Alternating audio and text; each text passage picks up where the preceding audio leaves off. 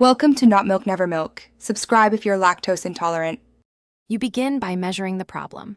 Open Settings and view iCloud Manage Storage to see exactly how much photos occupy.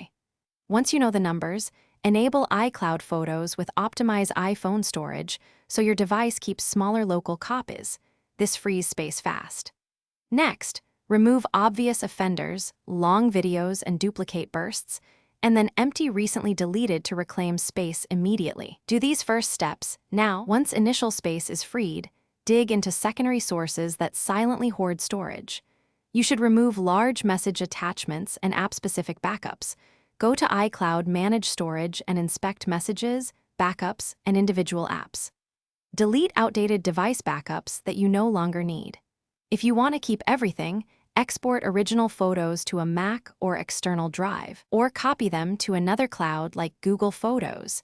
Then delete those originals from iCloud to permanently free space. You finish by verifying the change. Check iCloud storage again and restart your device to force a sync. This makes freed space appear promptly. If the storage number does not update, sign out of iCloud on the device, wait about 30 seconds, and sign back in to trigger a refresh. Make sure to have a secure backup before any destructive cleanup.